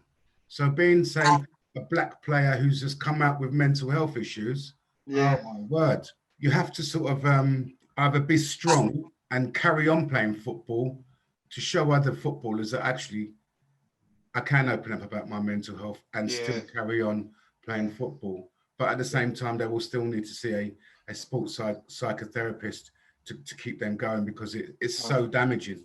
Tough, isn't it? Chris, you were going to say something. What were you? And I'm interested to speak to you as well, and Lucian, about the armed forces, definitely. But what were your thoughts there? Just I was thinking when Duke was talking then about, I think that comes a lot of the time with the lack of emotional intelligence. You know, people are just gonna scream about a game and not the individual, and that comes to a lack of emotional intelligence for me. There's also something that that Duke might have been on, he might be interested in it, or someone at the club. It's a course I'm wanting to go on. It's called the Elite Athlete Wellbeing Management Program. A guy called Steve Johnson, who's head of the NRL, which is the National Rugby League in Australia. He runs all the welfare there, and he set a course up in Loughborough University. I've been in contact with him. It's the first course ever to be run in this country like that. It's an avenue I've thought about going down, but is it free, Chris? Sorry? Is it free? No. 10 digestive biscuits, I think. Yeah. Okay. It's not free. It's not free. If you want, Duke, you can get my details off Ian, and I'll forward you any information. Okay. Brilliant. Thank you. And what about in terms of the forces then, Lucian? What do you reckon from that career-wise? Well, from my experience, so I left the army in 2010 after 10 years of serving in an infantry battalion. My last few years in battalion, I cross-trained as a combat medic. So I was what they call a regimental combat medical technician. So basically a medic. And after my last tour, I saw quite a few of my friends leave the army because they were medically discharged. Yeah. Part of that was because of their mental health. They couldn't do the job anymore and stuff. And the impact of that is you will get younger guys who have seen older soldiers get, their NCOs and non-commissioned officers or whatever leave the army, or get what we'd say is kicked out because of their mental health. Yeah. And that would automatically put a stigma onto that, because they've seen somebody lose their job, and somebody who spent 15, 20 years in the military is now being discharged. They lose not only do they lose their job, but they lose all of their friends and everything like that because they've got to move out. So for some people, it then becomes an issue of, am I going to mention what's going on? Am I going to talk that, am I going to tell someone I'm having nightmares, that I worry I might have PTSD or something like that? So I think it can have an impact. I know that the army over the last 10 years has changed, and they're doing things like resilience training and stuff like that. They're starting to handle things a lot better. But working in civilian life, working in sales in a call center, I've also seen it where guys are struggling with their mental health, with the pressure from work and everything like that, but they don't want to talk about it because they're a team leader, and they're worried that, if I talk about the issues I'm having, the stress from work and the impact it's having on me, am I going to keep my job? Or are people going to turn around and think, he can't handle the pressure, he's going to crack, he can't do this? So we either demote him to something else, or he's going to lose his job. But again, I think a lot of this ties into the first question we had. You know, do you think admitting you're struggling with your mental health would make people think differently of you? And I think you can link both of these questions together. And a lot of that is, again, down to the misconceptions with mental health and the ignorance behind it. Yeah. So I think it does have an impact. And I think a lot of men won't talk about it at work because they've got real worries, and it adds pressure. Are they going to pay their bills? How's their family going to cope? And all that sort of stuff. So yeah, I think it does have an impact. A lot of people that we kind of treat come in because of work stress. Yeah. And, you know, quite a typical thing we might see is someone working 70, 80 hours a week. And you kind of sit there with them and you go, well, of course, you know, of course you're not doing well. You know, why are you working 70, 80 hours a week? You know, well, it's my job. Well, you know, I'm sure that isn't what your job is. You know, no job is billed as kind of 70, 80 hours work in a week. And when you look at kind of things that help people, you know, it's having variety, it's having balance, it's being able to see people and kind of do stuff. And working that long, many hours a week means you're basically just doing that, eating and sleeping. And sometimes it's about having that conversation with that person is actually this career is damaging your health. At the end of the day, it kind of flips it on its head almost. And if that career is one where it is damaging for you to speak up about your mental health, then is that the right career for you to be in by the time? Because unfortunately, it is true in some cases that if someone was to say, I can't hack this, you know, this workload, if their employer has the belief that, you know, they need to be able to handle this workload and I can't have any flexibility, then possibly they are going to try and phase them out or kind of get rid of them. And that is unfortunate reality for some. I would say minority.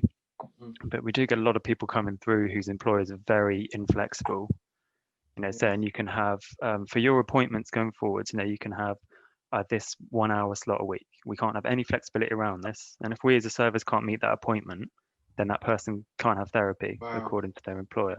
And it's really, really frustrating to come across. Dan, Angus, you were going to say something. Yeah, I'm going to be bold. I'm going to say, you know, does speaking up about your mental health damage your career? Yes, it does. I think across the board is my feeling about that, because I don't think we've got to that place yet where it can't have, you know, it may have a smaller effect or a greater effect depending on how open your employer is, or, you know, all that stuff. But you've got 12 months or 24 months gap on your CV. Yeah. You can't put in there, I spent this 12 or 24 months in hospital or on the floor sobbing, or, you know, unable to leave my house because I was so anxious. You can't, you know, that you can't put that into a CV. And there is no employer in the land that's going to read that and go, oh, okay, you had a bit of a hard time, but you know, I'm sure it'll be fine. I really do think we've got a long, long way to go here. And I think that the hope comes from places like Premier League football, places like the armed forces, and other high-profile areas, because if we can start to role model high-profile cases of people who have taken some time out for the mental health and come back, or, you know, if the armed forces can do a big campaign around, you know, we're looking after our people and we're making sure that mental health is being taken seriously, and these people have reached the ranks of so on and so on. I remember a little while ago, a musician, a pop star, I can't remember who he is, I think he was in One Direction, cancelled a tour and all sorts. He took a year out. I can't remember which one it was, but Zayn, was it Zayn? Was it Zayn? It might have been Zayn. Yeah, yeah, I think it was. And he was suffering with anxiety, and he had to cancel all his tour dates and take a back seat. And he got so much stick for that. Yeah. So much that there was no understanding in social media and general media amongst people talking. Or there must be more to it, or, you know, there's something else going on, or blah blah blah. And I think, how does he come back from that as well? I don't know if he did or not, to be perfectly honest with you. I think those sorts of high-profile things need to happen before we can then start to see it filter through to the rest of the workplace. I think there are some glimmers of hope. So I do, as well as chairing Solent Mind, I'm also involved with National Mind, and I've been really interested how some very big companies, I mean, like really, really big companies, are linking up with Minds, really, really serious about investing. McLaren are, I mean, aren't they the F1 team, McLaren? Oh, there's loads of them. Big Yeah, banks, yeah. you know, and some of that, to be fair, I think is because BP are very big on this. Some of that is because their individual leaders have had experience and they want to do something, for other people. But to be honest, it's also because they realise that the economic consequences for them of mental ill health are huge. Yeah. Because I think that's the other thing is that we, actually saying something about your mental health can be a problem, but not saying something about it and just trying to struggle on with it is definitely. There's a Dan. I'm going to come to you in a sec, but there was one that is a stat that I use all the time for companies. Deloitte did a report this year, January. Yeah. And one of the biggest things it's found was for every pound spent on educating staff on mental health awareness, you're likely to save £4. Yeah. What company can't afford to now? You can't sit anymore and say we can't afford to train our staff. You can't afford not to. It's ridiculous to think that. Sorry, Dan, you were going to say something. Was it about Zayn? Yeah, but I have a really similar career to Zayn Malik, that's for sure. For me, the NHS is the NHS, and I think I'm lucky that actually in that part of my career, we are quite well supported. I do think, certainly when I had my mental breakdown, and it was a breakdown cataclysmically at work, there is stigma that comes along with that about your vulnerability and what your stability is moving forward. Music industry is a hilarious one, really, because if we're thinking about high profile, and it's not hilarious but there's an analogy, right? And this is the hilarity behind it, and I'll probably go into it a little bit. But there was a thing that I saw ages ago was, does depreciated mental health or being unstable make the great artist, or does being a great artist make you mentally unstable? Because actually, when you think about all the greats and you're thinking about the fantastic, amazing people, well, you're thinking about people that are marred with tragedy and that's not just the rock world, that's the pop world, that's the the indie world, whatever, dance world. You're thinking about people that are tortured characters, and they're fantastic. You only need to look at things like The Cure, Nirvana, like Amy Winehouse. Amy Winehouse, and the real tragedy of it. And a lot of people, they called it the 27 Club. There was always the 27. They got to that age, and there's a specific thing about 27 where it's reality of what does the future hold for you? There's a couple things with that. Like, there's expectation. So if I was to say to you, I've been in a band for 15 years. I've released 6 albums, 4 of which have been in the top 40, and the last album was a top 10 album. I'm on Sony Records. If you'd have told me as a kid, you're going to be on Sony and you're going to have your last album was a top 10 album, I'd have thought, I'm going to be in a Ferrari. I mean, I know I have a lovely mirror in the background. Like, that's about it. And it's and there's this expectation that you're living that world. I'm sure, Duke, you'll see it countless times about expectations versus reality of like footballers. But it's replicated in all industries.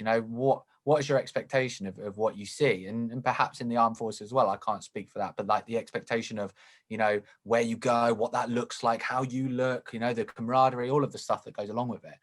And as parts of it is that, one, in the music industry, you have easy access to addiction, drugs, alcohol. If I was to tell you that every single night we receive 48 cans of alcohol and 4 bottles of liquor, and that's every night over a tour of 6 weeks with 2 days off. And that's just the liquid as well, because we can't put the other stuff down the right as well, because it does. Being in a subculture where it's acceptable, like I can't honestly tell you that I've played a show without another band on a tour taking drugs, smoking weed, and it being like, because you live in this like complete lack of reality. I talk a lot about it, like, because I'm in it naturally. It may not seem it now, but I was when I was a kid, super introverted, wouldn't go on stage, wouldn't do anything like that. Like, I've played a show in front of 50,000 people, and that's because I put a mask on, and I'm like, well, this is just my business. This is what I do. And you create this sense that you're okay, and then cataclysmically you're not okay. And because you're in a public eye, and I've got glimmers of that by social media, and we've all got glimmers of that now. And I think we touched on it before about social medias. It's an invasive thing because it's your life now and how you present it. But when you're in the public eye, you think about One Directions or the Justin Biebers of the world or the Rolling Stones of the world, or and all sorts. It goes all over the spectrum, all over the years. Is that they're in the public eye, and their reality has completely warped. So when I'm like, Danny from Bury Tomorrow and my band, like, well, that's me, like that's my persona, and I can create that and make it whatever I want. I'd be the most stable, the best at what I do, the most confident. But actually, when I go back to our dressing room or I sit on a tour bus and I really think about that, and actually it's a really hard like dichotomy in your head, or struggle in your head, to actually work out what is real. Like, and the best way of I suppose for me, for like managing that or navigating that, is taking the bits that aren't real and enjoying them for what they are, as not real, and also taking some of those positives about putting masks on and presenting ourselves. We all present ourselves in different ways, every single one on this call and beyond. We all present ourselves, your work mask, your at home mask, your, you know, and it's just about recognizing that that's what we all have to deal with, you know, and not letting that mask become your whole purpose in life. But there is a massive correlation between music, as you know, Ian, between artistry. And I suppose there's another thing, there's the last thing about it, is that it's the emotive element as well. The artistry, you know, being an artist, being a musician, you're putting everything you have emotively into this piece of work and putting it out to the world to say, you know, I've written dissertations for my work at the NHS. I don't send them out to the world to go, tell me that you hate my work or you love it. Whereas with music or art, you're putting it out to the world to go, tell me you love it, please. There's a thing I say about musicians, and this is what we forget, and the same with footballers as well. When you're with that expectation and the blessed, and a lot of these individuals won't talk out because who am I to complain? I've got, you know, But what I say to some, when I try and explain this about musicians, I say, imagine, and I use the example of a car salesman. So imagine you're a car salesman and one day you break the all-time record for selling cars. I mean, you shift like 150 cars in a day. You've got the national press there, the daily press, everyone's there, they're clapping you, they're sending you out. 150 cars a day, mate, you are top of the game. You are the best that there is. You go home, you get back to your wife and family, you're buzzing, you go out for dinner, you have a few drinks. What a day, what a day. You go back and they go, same again today, yeah? That's what it's like to have a top 10 or a number one, that pressure that's on you to then re-perform again and again and again and again and putting it out. You couldn't do it. No one expects car salesmen to do it over and over again. Say if there's anyone watching this Zoom chat who runs a business, be it small, large, whatever, is there any advice we think we could give companies or workplaces that are looking to build advocacy around mental health, you know, to make it easier for their employees to speak out openly? I think, if you don't mind me leading on this, I think there needs to be as I said at the start, if we have the same process, we have the same outcome. So if we're not putting like bi-weekly forums in place to sit down and say this, we're having an open forum. Each workplace has to have a mental health champion. I don't like the word mental health champion, but that's another story for another day. Each person has to have a mental health first aider, you know, and be able to have an open forum. And also you have, most places have one-on-ones with the line manager to say how you're doing, you know, a personal development to say, this is where we are, this is where we are. Why aren't each workplace having people in the workplace to say one-on-ones once a month, where are you? You know, and maybe there needs to be one more person, because if I turn around and I say I'm not actually comfortable talking to Ian, you know, so maybe we have a selection of people that he can talk to. And we have a really good, I mean, Lois will know about this. We have called a divisional system in the armed forces. So if I've got a problem, I go to my line manager, my divisional senior rate, and my divisional officer, and hopefully we can just deal with it at the middle level. So we have it in coaching as well. You'll have a training pyramid. So you'll have a mental health champion. You'll have maybe mental health first aiders, and off that you'll have some mental health care sort of signposters or something like that. I'm just throwing off the top of my head. You know, there needs to be a system in place, so you don't have to go to the mental health champion straight away, because maybe we can deal with it here. It's like if I cut my finger, I don't go to a neurosurgeon, okay? I maybe go to a first aider and he's got to put a plaster on it, okay? But that's the process for me. There should be a pyramid, a setup in every business where we go, we've got a mental health champion, we've got these people below, and there just be an awareness piece. There should be continuous staff training, we call it CPD in the armed forces, continuous professional development, where monthly they talk about this is chimp management, this is emotional intelligence, this is I've got a black dog, etc., etc., etc. And once a month they show these videos. Now, I watched the black dog video with Ian, and that video changed my life. I had to leave the room because I was like, oh my God, that's me. I have had a black dog for years and I've never knew. You know, and that could just trigger one thing for one person. And I always think about when you're doing staff training and stuff like that, I always say it's a 10%er, because 90% of the people in the room, you just go, oh, it's fine. But that 10% of that one person that it hits, it's going to help. And it's like, does everyone know the Starfish Story? Please say yes. Oh, I'm really sorry about this.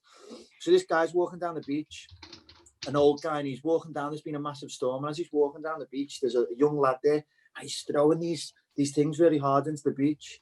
Anyway, this old guy gets up to him and he goes, what are you doing? He goes, all these starfish are being washed up ashore in the storm.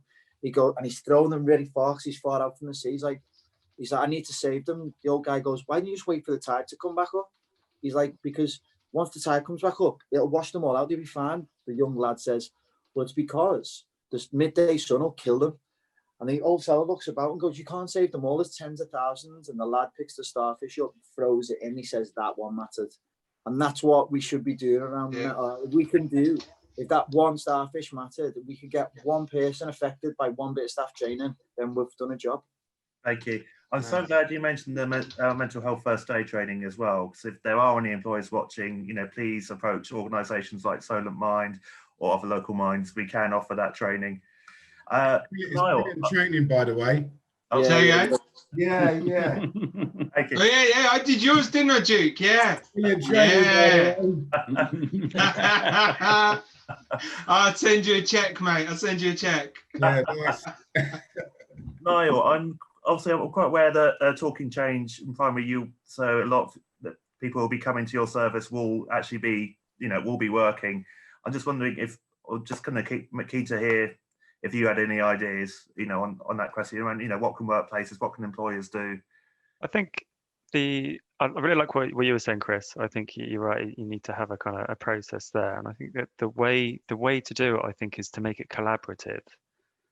Sometimes we do get people coming in and saying, I've been signed off work for 6 weeks, and then I've got a meeting about whether I'm ready to come back, and it's almost putting the onus on that person then and saying you've got 6 weeks to get better, or else kind of for us we might keep you on, something might happen. And I think it's a much better way of addressing it and kind of saying, if someone said I'm struggling, and saying, well, what is going to help? Is 6 weeks off going to be helpful for you? Is there something else that we can do kind of together with you to make that kind of work? Because you're making it a shared difficulty then. You're not kind of putting the onus on someone to say, this is your stuff, you need to fix it. It's more kind of saying, what support can we have in place around you? What can we keep going? And how can we make that work? And I think it's just about making it normal to talk about as well. Having people like mental health first aiders, mental health champions, people at the kind of lower levels where you don't have to feel like you're causing a big hassle going to someone much higher up and kind of saying, I'm really not sure what I'm doing. Like you say, kind of keeping it as low as kind of feels comfortable, but then scaling it up if you need to, because for many people you do need that kind of extra level of support, and there's extra things put in place. But I think the main kind of thing that I would say is just having it as some sort of a collaborative response. That would say, in kind of a problem shared is a problem halved. It very much helps people kind of feel better in themselves if they don't have that pressure on getting better, because if that's a part of it, that can become part of their depression. I'm a burden on my employers, or I'm worthless to this company. It becomes a big part of how they identify with themselves. And actually knowing that there is that support network at work, as well as through things like the NHS and friends and kind of families, is what can help people really get the most out of therapy, because it takes something off their mind.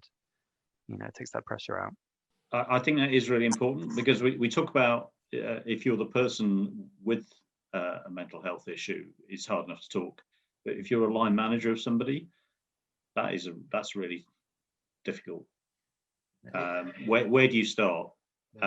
So we would say that, wouldn't we? Because we provide mental health training. But why do we do that? Well, because we think it's really important. Mm-hmm. And it's a great. I think, Chris, you talked about 1 in 10. Well, the reality is that 1 in 4 people will have a mental health issue. So if you're an employer, actually skilling up your line managers all the way through, so that actually they know what to do, they can intervene, they can encourage people to talk about it, they know where to signpost people.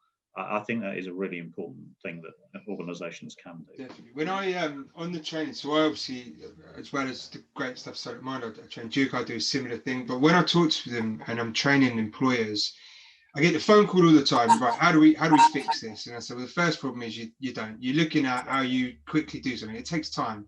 There's processes to follow. But one of the other things that I try and say is what I want to do from this course, what I want to happen is I want to give you the confidence to ask the next question, the confidence to not just shy away because you don't know what you're going to say. I want to give you the confidence to say, okay, I'm glad you told me this. Tell me about it, explain it, describe it. This is what we're going to do. Because that's the biggest thing. It's that no man's land of being told something and then going, oh my God, what if I do something wrong and HR drop a brick on me because I've not applied the procedure? Oh my God. That's the key thing to all of this. Education, knowledge. Yep. Agree. How do we think mental health services could be more welcoming to men? Can it be? Is there something that we're missing? Is it just a matter of time? Is it something that fundamentally needs changing? What do we think? I think for myself, I struggled a lot with my mental health, particularly when I left the army, because as I said earlier, I left my battalion where they were based. I moved to a completely different town. I had to start everything over again. And I think one of the hardest things was trying to find the right place to get the help. And everywhere I looked, there was nothing for men, sort of thing. So that left me, and I was isolated for a while. You know, I drank a lot, did loads of other stuff. I managed to sort myself out. And then in 2017, I was a victim of a violent assault, and I got stabbed in the back 3 times. I was in hospital for ages, and that started my mental health crisis because it had such a big impact. I was having nightmares, but not about the actual incident of being stabbed. I was having nightmares about being back in Afghanistan and all sorts of stuff that happened there. And I struggled again to get help in the right places. And everywhere I went, you know, it was impossible. I found a few different organizations to go in and have chats, and I'd be in places where I was the only man and it was just women. And I was just like, this isn't for me. And I didn't get the help that I needed, and I kept getting worse and worse and worse. And you know, it wasn't until I moved to Southampton that I actually got into a right group and stuff. So I think we need to have more men's groups that are just for men. You know, whether you're straight or gay, it's a man's group. So we can feel more comfortable. Here we have 9 individuals, all with different experiences, but we can all sit and talk to each other because we can relate to that. Yeah. And I think that's something that the UK needs to do more of, you know, everywhere else, is groups that are specifically for men to go in and they can discuss everything that they want to, because you're around, you know, it's all peer support. You're around like-minded individuals. You can identify with them better and everyone can help you or signpost you and stuff like that. Definitely. So that's my view on it. Perfect. Yeah, lovely. Thank you, Duke. But yeah, nice one, Loyson. Glad you're still with us, though, by the way.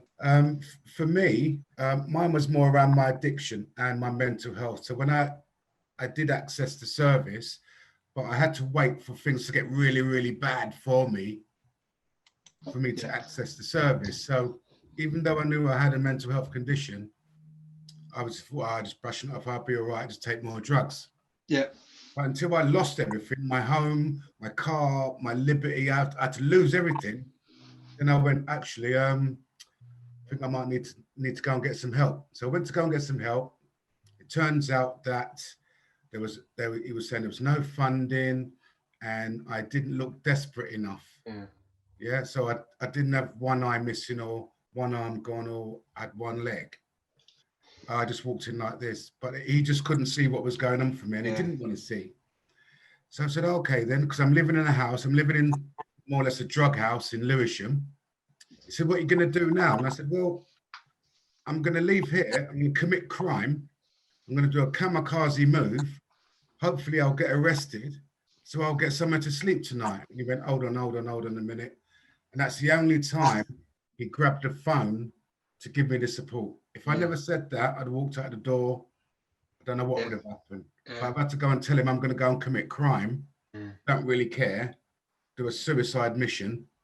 Hopefully I'll get arrested and get banged up, so I'll have somewhere to sleep and might get the support that way through the prison. And that's the only way I got my support. So, and after that, a bit like Loyson, I was relocated to Portsmouth. The first year was really difficult because I was gravitating back to London. Everything was in London. It was really, really hard. Everything up here was slow, couldn't cope. And I had to stick with the group support, the support groups that I was going through after finishing treatment. So luckily, I had to have lots of CBT, solution-focused therapies, acceptance commitment therapies, all of that for about 6, 7, 8 months before I realized actually it'd be better for me just to stay here where it's calm and not go back to the madness, because my head was just telling me, I just want to go back to the madness.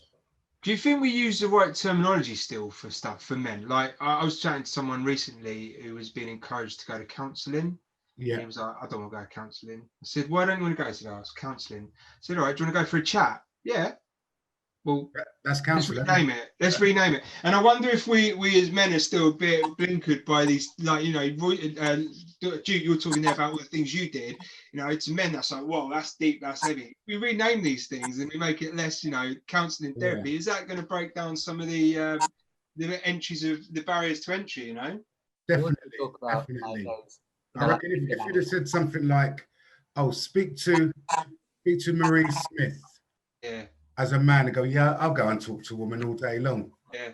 Do you know what I mean? But if you're gonna, "Oh, do you need to speak to a counsellor?" I'll go, "Nah, I'm all right. I'm all right." Dan, what were you gonna say, mate? Yeah, it's like that terminology around like anger management as well. Like, you know, a lot of it's the first thing that you'll hear, and like, you know, whether that's, you know, where I was signposted to as a young guy that was clearly had some anger issues or certainly emotive issues, and that's the difference. You know? So when I was younger, my parents are the most supportive people you'll ever meet. Were really, you know, fairly academic as well, and they signposted me, and actually they realized that me going to anger management wasn't going to work because I'd rebel against authority, and I would be like, absolutely not, that's not for me, I'm not angry, it's everybody else. And so for me, going to do martial arts and that world was a really clever holistic way to channel energy. And we're so quick to box people into, and we did it with mental health, and we went, you're mad, you're crazy, you're angry. And actually it's about unpicking that, but unpicking it in ways. So, you know, the question that you asked before was, you know, what can we do more of? And of course, infrastructure, more of an infrastructure, mental health first aiders at peer level, because you need to be able to take the stigma away from being up here saying, you know, you think about schools, oh, you've got a school counsellor, go to the school counsellor. If you go to school counsellor, you're mad. No, we need to upskill everybody within the school to be able to have knowledge of mental health first aid. Same as what I'm doing within the NHS is that understanding that this is about cultural competency, right? So this is about, if you want to talk about diversity, inclusivity and equality, mental well-being and the freedom to kind of speak and be open, is all based around the same principles: openness, honesty, and vulnerability being strength, not weakness, right? And creating open forums. Chris, you said it absolutely. Once a week, twice a month, once a month. Like, it's about having that consistency, because what people find is that they haven't got consistency, that the last meeting they talked to someone, it was about performance, and this meeting they're suddenly asking, oh, are you all right because you've had an episode? There's no consistency there. So the messaging's all wrong. So it needs to be clear and dedicated time for people. For men, I mean, role models, you said it before, role models, people talking about it, people not being too scared to say, I'm all right. Like, you know, it's that kind of thing. Stuff like this, campaigns, all of that, you know, it all works for men. I just want to say thank you for everyone for coming along. I think it's been fantastic. It's gone better than I expected. I don't know what I expected, if I'm honest. I think it's been really useful. I mean, for myself as well, as someone who's, you know, actively working in services at the moment, it's been really useful to kind of hear the perspectives of those of you from, you know, from kind of other services, or maybe kind of outside, you know, from other areas. Hopefully everyone, hopefully the people watching this will find it of use. And I guess the message for anyone who is kind of watching this, just please talk to someone. Yeah, definitely. You know, if you're yeah. struggling, even if it's a mate, a family member, it doesn't have to be a professional. Just start that process of talking to someone. Perfect. Yeah, so I think if we bring it there, thank you, everyone. Thank you, guys. Good to see you. Very good. Cheers, everybody. Cheers. Take care. Thanks. Thanks a Thanks lot. all. Cheers. Bye-bye.